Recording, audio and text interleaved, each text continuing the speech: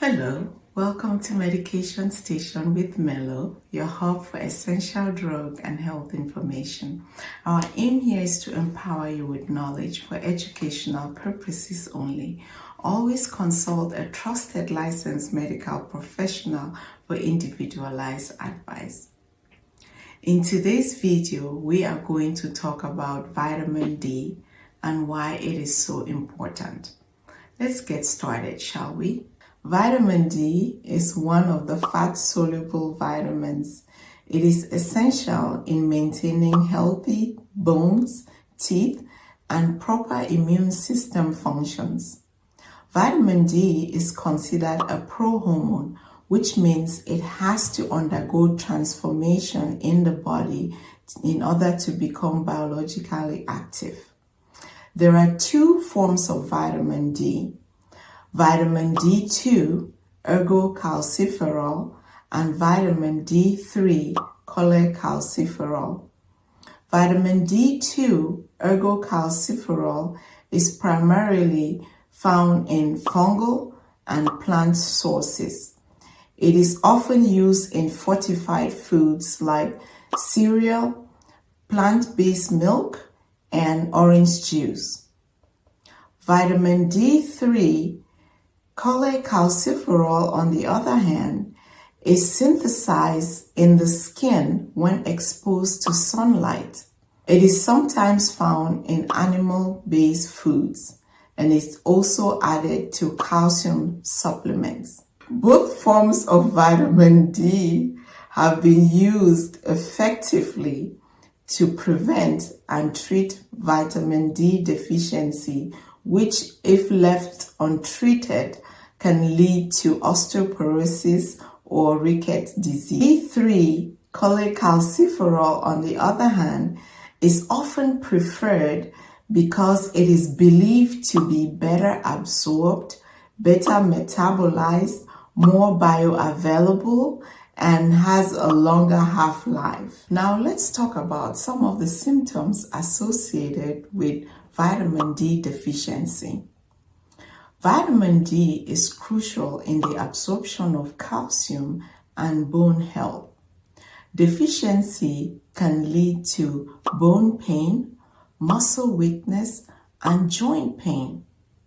Other symptoms include fatigue, bone fracture due to low bone density, mood changes such as irritability and depression, hair loss, weakened immune system leading to frequent illnesses, irregular sleep patterns, cognitive decline, increased sweating, and dry skin.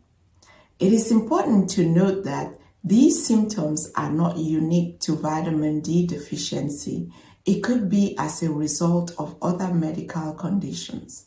So if you suspect vitamin D deficiency or you are experiencing any of these symptoms, it is important that you visit with your healthcare provider so blood work can be done and the appropriate treatment recommended.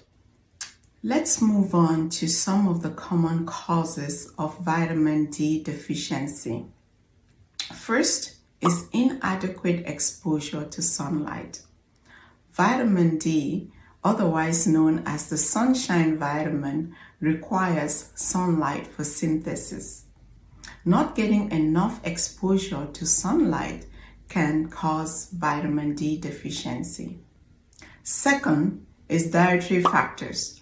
This is simply not eating enough foods that are rich in vitamin D. Third is dark skin tone. Melanin, the pigment responsible for skin color, is a natural sunscreen. So the darker your skin is, the more likely you can suffer from vitamin D deficiency. Fourth is geographical location. Individuals who live in higher latitudes with less sun exposure are more likely to suffer from vitamin D deficiency. Fifth is age. The older we get, our skin's ability to synthesize vitamin D decreases. Also, the kidney may not be as efficient in converting vitamin D to its active form. Sixth is obesity. The excess fat in the body attracts the vitamin D, thereby leaving less vitamin D to circulate in the body. The seventh is medical conditions. Certain medical conditions like liver disease, kidney disease, and malabsorption, such as in the case of celiac disease and Crohn's disease, can interfere with the body's ability to absorb vitamin D or activate vitamin D. The eighth is medications. Certain medications like glucocorticoids, anticonvulsants, and medications for weight loss can interfere with the absorption of vitamin D, thereby leading to vitamin D deficiency. The ninth is pregnancy and breastfeeding. Pregnant and breastfeeding women have an increased demand for vitamin D. If intake is not adequate, this may lead to vitamin D deficiency. The 10th is sunscreen. Even though sunscreen is used to protect the skin against harmful UV rays, consistent and excessive use of high SPF sunscreen can reduce the skin's ability to produce vitamin D, thereby leading to vitamin D deficiency. Let's look at some of the sources of vitamin D. Sunlight. Sunlight is one of the most natural sources of vitamin D. Typically, spending about 10 to 30 minutes a day, a few times a week, is sufficient for most people. For those with a darker skin tone and other factors, more time may be needed under the sun. Fatty fish.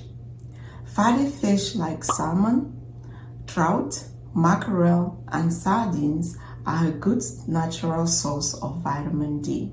Cod liver oil. Cod liver oil is also a potent source of vitamin D, but the source of the cod liver oil matters. Make sure it's organic. Egg yolks.